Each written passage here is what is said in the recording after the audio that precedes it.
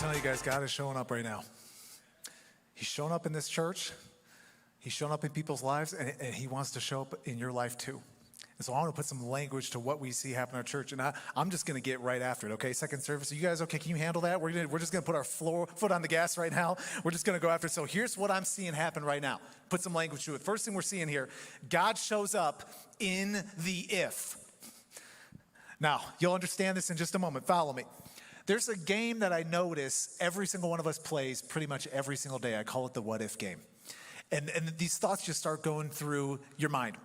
So this happens to me. I don't know if this happens to you, but I'll text somebody, and then they don't respond in the time frame I would have expected or hoped for. And I start asking all sorts of what ifs in my head. I'm like, what if I did something to offend them? Did I just make them mad? Is there drama in this relationship? What is going on here? Maybe you have PTSD like me from previous jobs or something, but you see your boss just schedule the meeting on the calendar and you get no context, you get no background, and you're just like, what if I'm about to get chewed out for 30 minutes by this person? What if this is where I get laid off? This is it. This is what's going to happen. Anybody in the dating game, maybe you had this experience like I did. You get to a point where you're like, hey, I'm kind of into this person. I'm kind of interested. But then that first thought crosses your mind. What if I'm into them more than they're into me? Because that creates a little bit of awkwardness in the relationship. Now you think about how many times this happens. What if they say no? What if it doesn't work? What if I look stupid? Some of us in here, you are really, really good at worst case scenarios. Some of you can play an entire horror movie in your mind in 3 seconds. You're that good. And here's the thing. So many people, though, are losing the what if game every single day. We think of all the ways something can go wrong, and then we just assume that it's going to go wrong, and it ends up being a faith killer. Because you start saying, well, what if God doesn't? What if God doesn't show up? What if he doesn't answer this prayer? What if he doesn't do anything? And maybe you don't even notice you're doing it, but we end up hedging our bets with God because we don't want to be disappointed. So we lower expectations. Sometimes we have no expectations. We don't even ask because we're like, you know what? God didn't show up that one time. Actually, he didn't show up that other time either. So why would I even get my hopes up? Now, there's an account in the Bible of the ultimate what-if game that I think was ever played. And maybe you're familiar with this story. Jesus actually sends his disciples out on the Sea of Galilee. He says, hey, cross the water. I'm going to meet you on the other side. So it's late at night. They hop in the boat. No big deal. But the storm starts brewing. Waves are getting crazy, and these guys are like fighting for their lives. So this is a bad night. And then the story takes a very interesting turn. This is a plot twist. They see somebody walking on the water. Strange, right?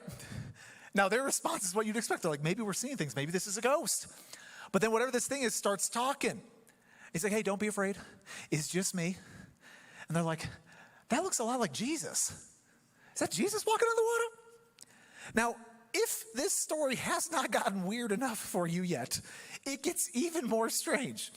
Because in Matthew 14, verse 28, Peter says this, Lord, if it's you, Peter replied, tell me to come to you on the water. Did you ever have any of those friends as a kid that just had the really dumb ideas? You ever have those friends? Were you one of those friends as a kid?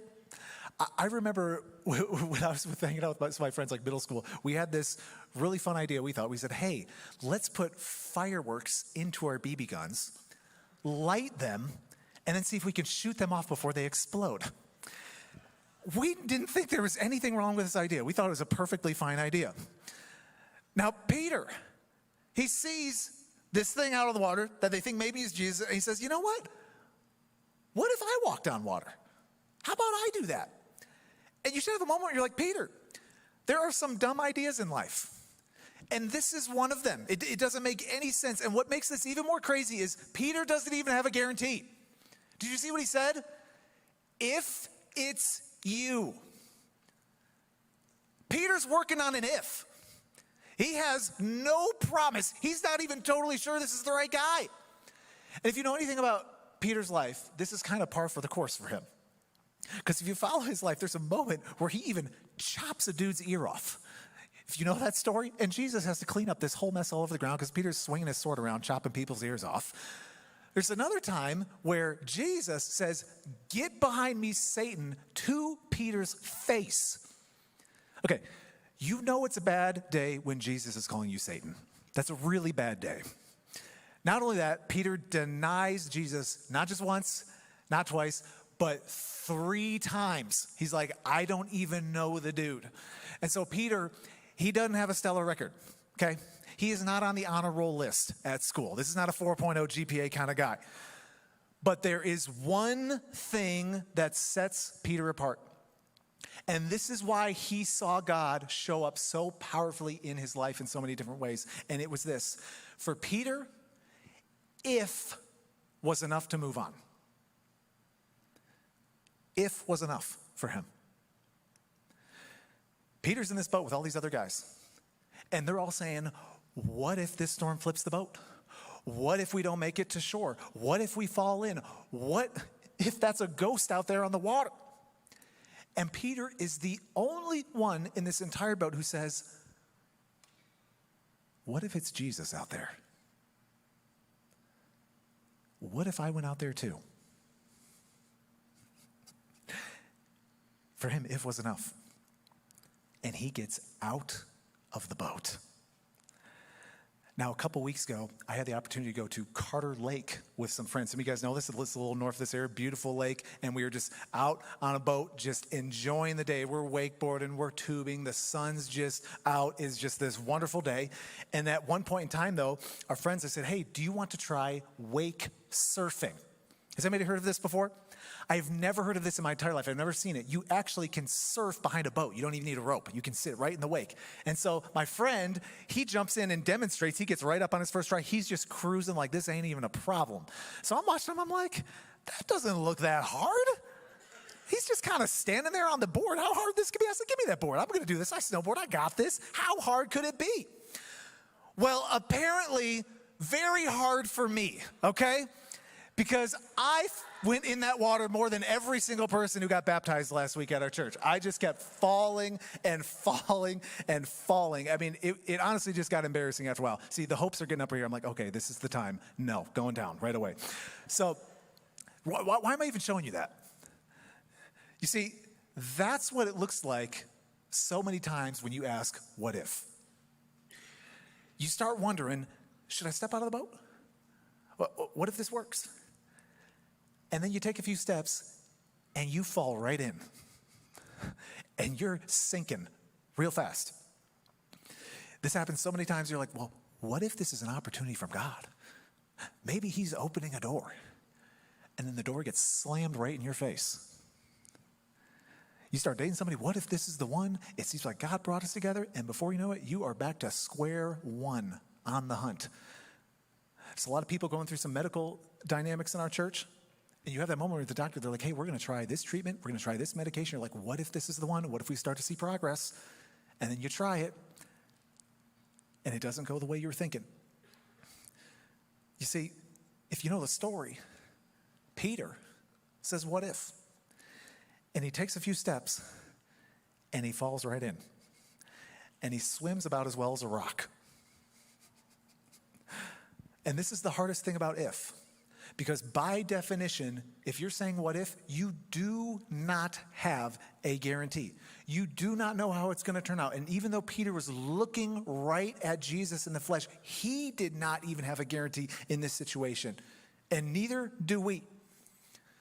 But there are times in your life, even after you've fallen in, you just have to say, what if?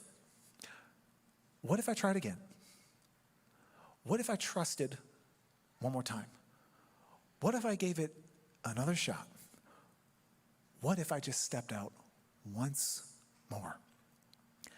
And sometimes when you say what if, God shows up and you find yourself on top of the water. All right, you ain't sinking. Yeah. 1,000 attempts later, finally made it.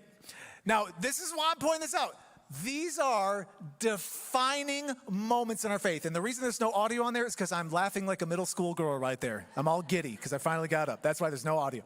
This is a defining moment in your faith, though. Because when you step out, you have these moments where you just see God show up. And this is what I believe why we're seeing it here at Northern Hills. And this is what happened for so many people when they stepped out in baptism last week. So many people are living and believing this principle right here.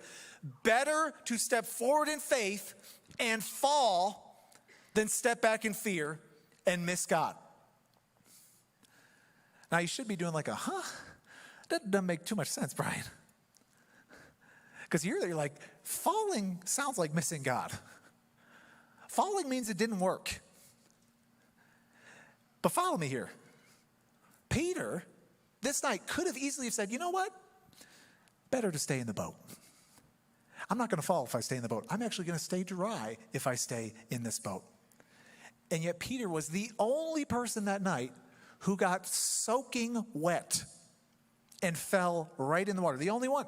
And this is why we always make fun of Peter. We're like, oh, Peter, he's so silly. If only he knew. If only he had more faith. How many other people that night walked on water? How many other people got out of that boat? How many other people in the history of the world have ever even walked a few steps on water? And you see, even though Peter fell, he went further than anyone else that night and in history. And even though he fell, he saw God show up powerfully in his life. He walked on water. And this is the spirit and the attitude that I feel like is stirring in our church right now. And I see it more and more in so many people's lives. There's a guy in our church who's a mechanic. And they just had a new employee come on the staff, a welder. And so they're just starting to build a friendship, talk, doing life. And he had an opportunity where they just had some God conversations. They start talking faith and everything. And this is not a part of this guy's life at this time. So he's just starting to have these conversations. And it turns into hey, would you want to come to my church sometimes? He made some invites to Northern Hills. And you think of all the what ifs that can happen just in those conversations with coworkers. You start thinking, what if I become the weird Christian on staff? You know, that strange person that nobody wants to talk to. Or what if they do come and they don't like it? You know, what if it just makes the whole relationship weird and the whole dynamics off? And he started texting me. He's like, Brian, I think this guy's be coming to church soon. Can you just make sure you don't preach a stinker? Can we just get a decent on par message? And I was like, all right, man, I'm going to do my absolute best. I checked in with him last week, though. I was like, hey, how's it going? I know you're talking to this friend. And he's like, you know, honestly, Brian, it's been weeks now, and we're going on months. I still haven't even got this guy to cross the threshold of the parking lot at the church. And this is easily a moment where this guy could have said, you know what? I'm tired of falling. I'm tired of being disappointed. I'm tired of even hearing no. This is just not worth it. And yet my friend, as he's texting me, he's like, you know what, Brian? I'm just asking, what if God shows up in this guy's life? What if this changes and transforms his family? What if this sets his family on a totally new trajectory for generations to come? What if? You know, last year, we asked what if as a church. We said, what if we started a school? Do we know anything about running a school?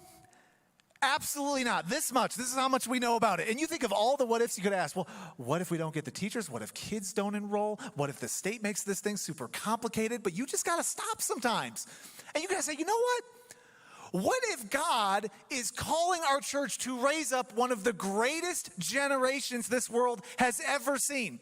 Kids who are going to go into this culture and transform it from the inside out and completely change the course of history. What if? And even right now, this last year, we raised $250,000 in 4 weeks, just overnight like that. We got 5 teachers on staff. We're opening in a couple weeks, and we are going to keep expanding this thing as we go.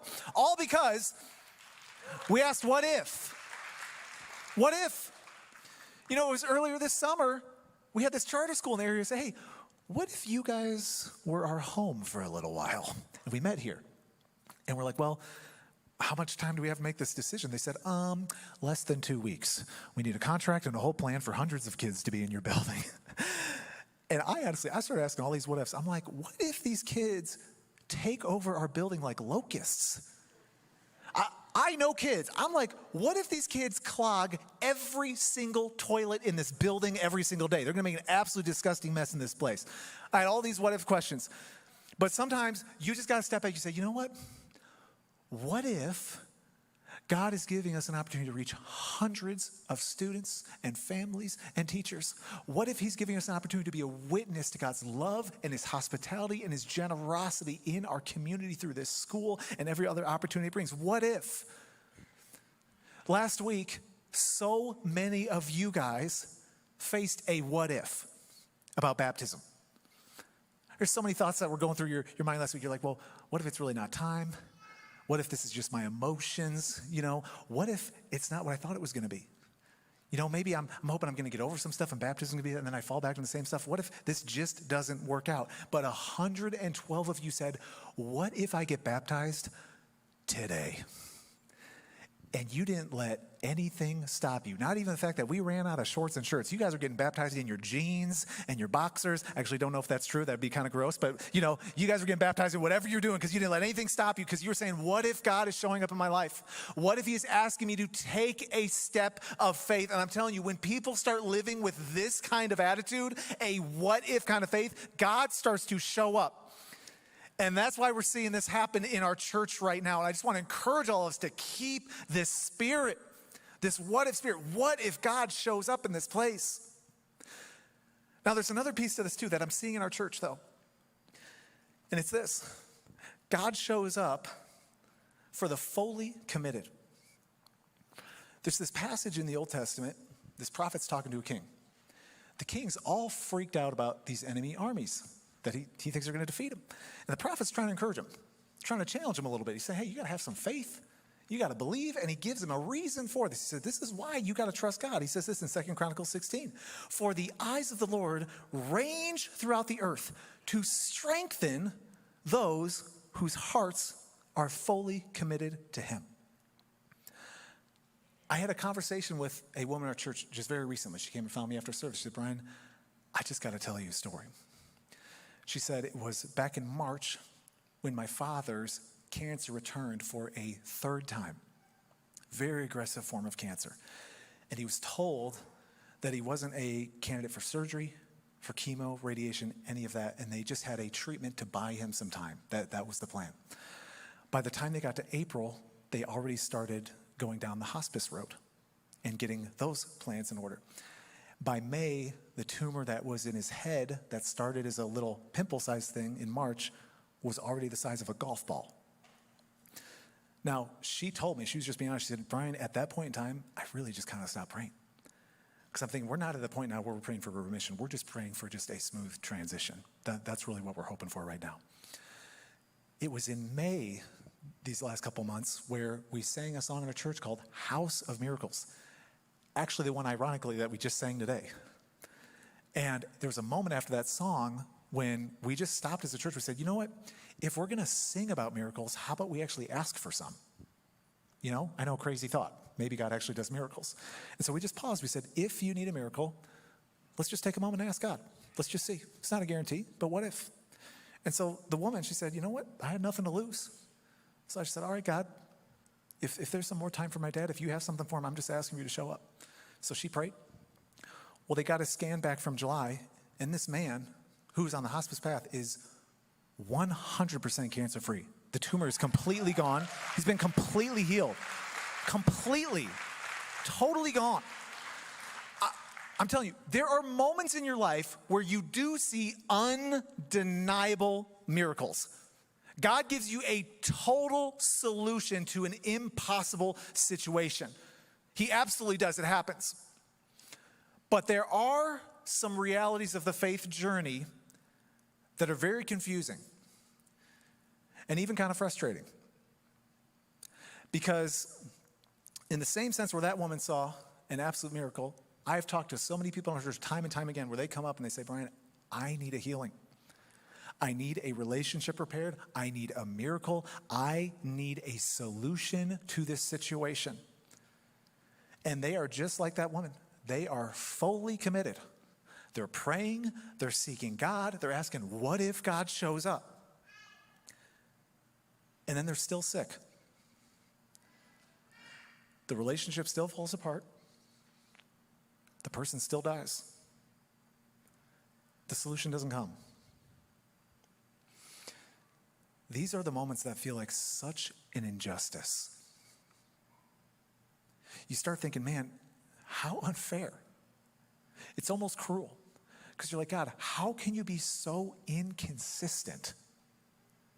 And so many times, this is where people have their hearts break towards God. Because they start thinking, you know what, God doesn't seem very committed to me, so maybe I don't need to be very committed to him. There's something you have to understand about how God works. If you're really going to see him show up in your life, this is a key principle of how God operates in our lives. God does not always promise a solution, but he does provide strength. One of the biggest mistakes we make is we define all miracles by solutions. God takes something broken and he fixes it. He takes the problem and he solves it. And these are our favorite miracles, aren't they? Like just the undeniable, supernatural, total things. And I'll tell you, if I had to choose, I would love to have more of these in my life. I'd love to have them on the daily. It would be great. I got no problem with that. But when the solution doesn't come, that's when the discouragement sets in. And you start to question God's commitment to you, and you start to second guess your own commitment to him. And these are the moments when God is saying, no. You cannot misunderstand what's happening here. It's not that you're not getting a solution because I hate you, or I'm trying to punish you, or I'm not involved or not committed. The reason you're not getting a solution in this situation is because I have something else for you. My supernatural strength. Now, you need to understand how this works. We actually get a very good case study on what this looks like. Paul wrote a large portion of the New Testament. Now, you could argue he was one of the most fully committed people who has ever lived. I mean, you want to rank him on people who had impacted history. You could put him in the top 3 of most impactful people. There's no questioning this guy's commitment. That's not the issue. Just to give you a taste of how much Paul was living on a different level than most of us. Look what it says in Acts 19 about Paul. It says, God did extraordinary miracles through Paul, so that even handkerchiefs and aprons that had touched him were taken to the sick, and their illnesses were cured, and evil spirits left him. Okay, if people are trying to touch your used Kleenex so they can be healed, you're on another level, okay? God's giving you some favor. Now, Paul, even with all of that, at one point in his life, faced an impossible situation. We don't know specifically what it was. We don't get the details. Some scholars say some type of health malady. Others say maybe it was a psychological, even spiritual dynamic. Here's what we do know. This was absolutely debilitating for Paul. It tortured him and massively impacted his ability to function. And Paul only describes it as a thorn in the flesh. That's how he describes it. Now, Paul, being fully committed, asked God to take it away. He prayed desperately. He said, God, I need a solution. And if there's one person you would expect to get a solution from God, it's Paul, right? I mean, my goodness, this dude got beaten multiple times for his faith. He got stoned almost to death. He spent years of his life in prison. You think God would be like, you know what? I'm going to do Paul a solid. This guy just needs a little pick-me-up. All right, Paul, I got you. That's not how it unfolds. Look how Paul describes how the situation was handled. 2 Corinthians 12. 3 times I pleaded with the Lord to take it away from me, the thorn in his flesh. But he said to me, my grace is sufficient for you, for my power is made perfect in weakness. God said to Paul, in this situation, I'm not giving you a solution. Because if I gave you a solution, you wouldn't need my strength. And you need to discover that it's not ultimately solutions that you need, it's me. And so even without the solution, God is saying, you need to know that I am sufficient. Now, if you read the rest of the story, Paul says, you know what? I'm going to brag on my suffering now. I'm going to boast about some of these hardships. Because I have learned without a doubt that God is enough. Now, I've got a question for you. Is God enough for you?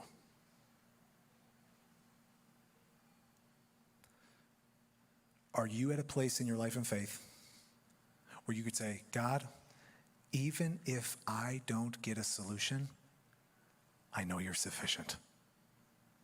I know you're enough. Last week at our baptism Sunday, I started talking to people in line getting ready to be baptized because I wanted to hear some of their stories.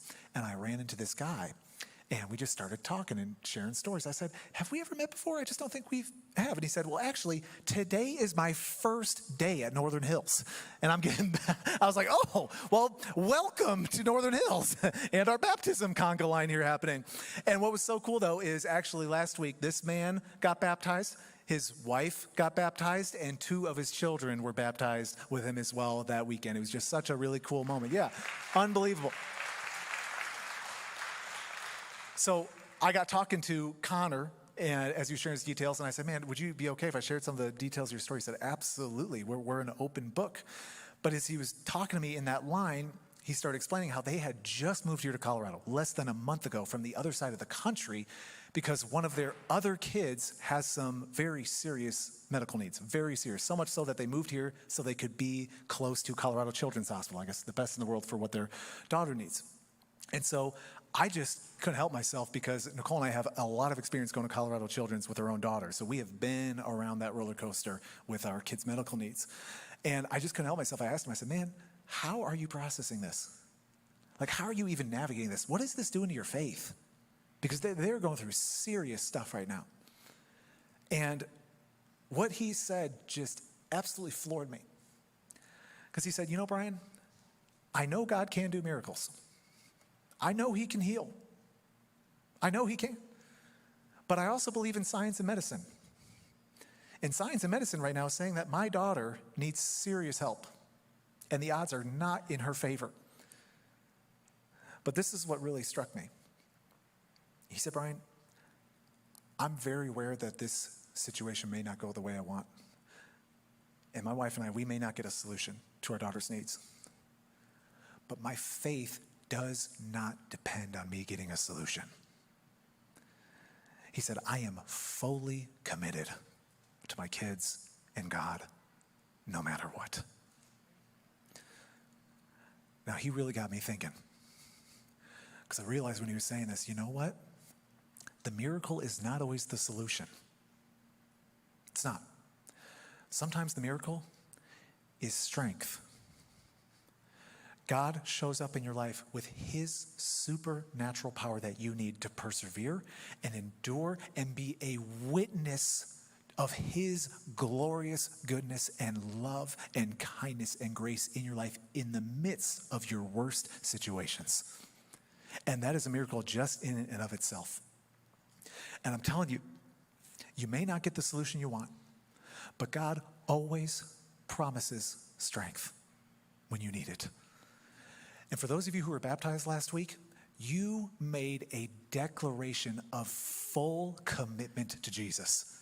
You went public saying, I am all in with God. And you know what God says? That is a life I can show up in. That's a life I can do some work in. And this is why I believe we are seeing God move in our church right now. Because we have people who are saying, you know what, God? I may not get the solution, but that does not change my commitment.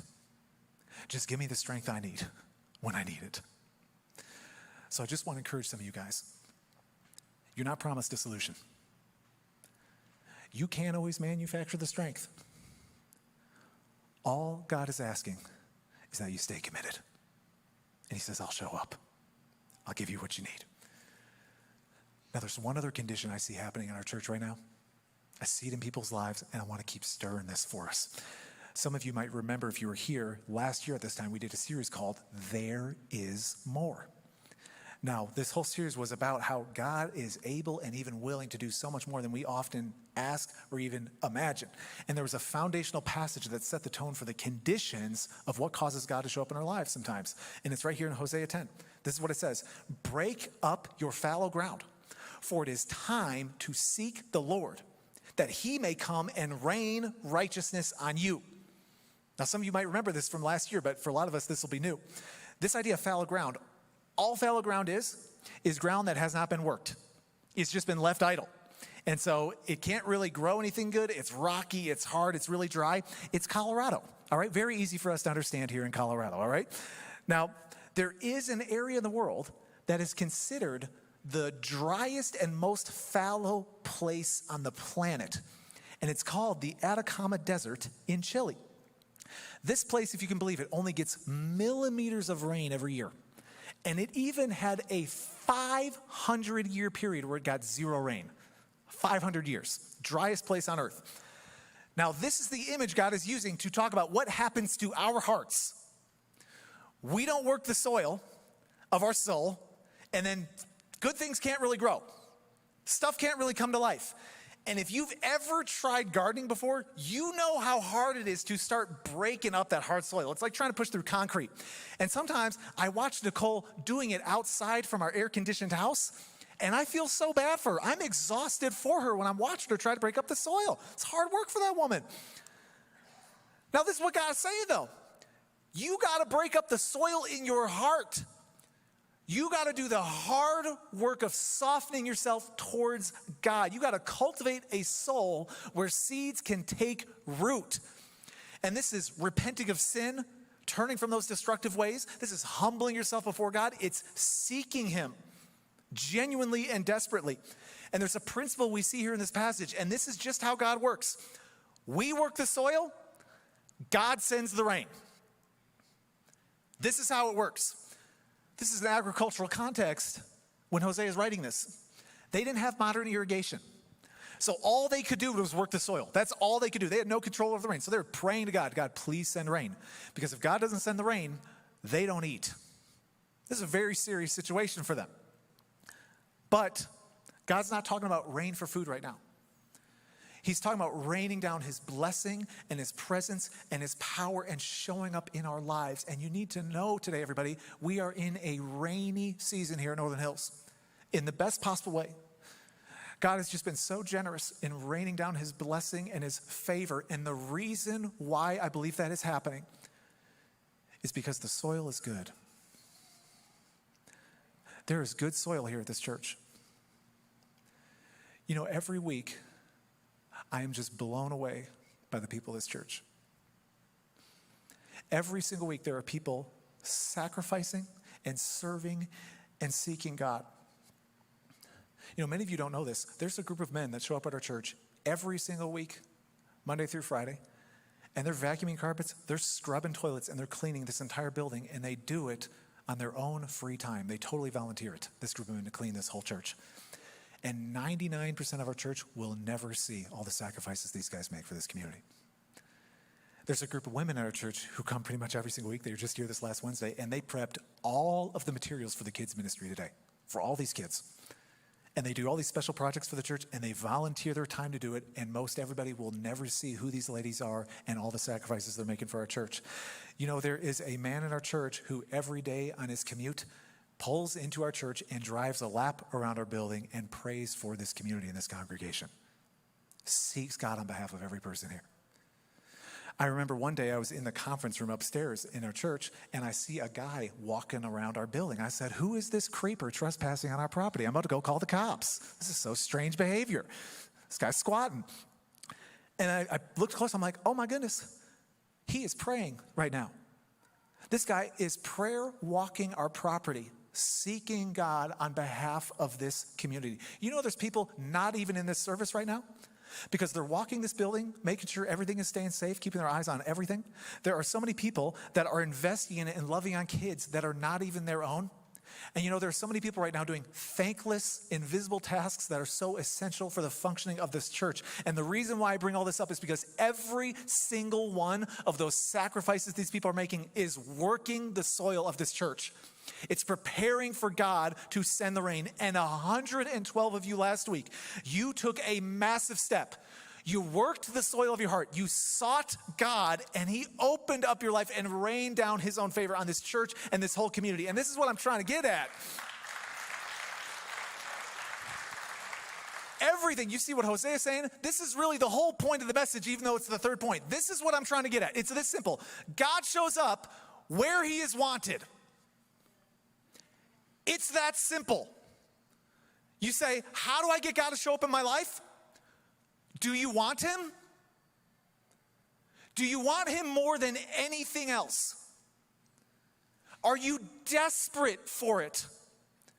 Are you willing to do the hard work of breaking up that soil, of seeking him and preparing yourself to actually receive the rain of his blessing? Because you see, when you get the soil right, all you need to do is add water. I showed you guys that picture of the Atacama Desert recently, remember? Most fallow place on planet Earth. Most people don't know that in this ground are millions of dormant seeds. And on extremely rare occasions, this desert actually gets a large amount of rainfall and it experiences what is called a super bloom. And this desert is transformed into a lush oasis of life and beauty. And this is what God wants for you. God is saying, I want to rain down my love and my presence and my power in ways that you have never even imagined. I want to give you a freshness and a vibrancy and a vitality that you have never experienced before. God is saying, I am just looking for people who want this. Do you want it? God says, I show up where I'm wanted. It's that simple. And I think about even in this spiritual wasteland of Colorado, it is. We're seeing some flowers sprout here in Northern Hills. I believe God wants to send so much more rain because the soil is good. I believe we're just getting started to see what God is doing. But if you asked me today, do I want to see Northern Hills grow? The answer is absolutely. I'd love for us to reach as many people as God would have us. Maybe you say, well, Brian, what kind of impact with missions and all that do you want to have? Do you want to expand that? Of course, I want us to make a mark in this world. There's so much need. But if you really ask me, Brian, what do you want more than anything else? I want God. I want Jesus. More than good music or great programs or powerful preaching, I want to be a part of a church that wants God, because I know that that's where he will show up. And so many of you guys were a confirmation that this is a church that wants God. And I want to congratulate every single person that was baptized, because you were declaring with your life, God, I want you. And that is why God is moving this church right now. And you guys need to hear the heart of this right now, because you need to know this is not about pumping numbers. It's not about manufacturing some hype. We're not trying to make some name for Northern Hills. If one person got baptized last week, we would have celebrated. That would be a miracle of God. And we know behind every single baptism, there's a name, there's a story, there's somebody who is really seeking and growing in God. We know all of that. But really, this isn't even about all those names. This is about one name. And his name is Jesus. He's the King. He is the Lord. He is the Savior. And actually, I want us to stand today because we need to sing to this God today. He is the one we're giving the glory to. So can we stand today? We're going to lift this God up for everything he's doing in this place. We thank you, Jesus.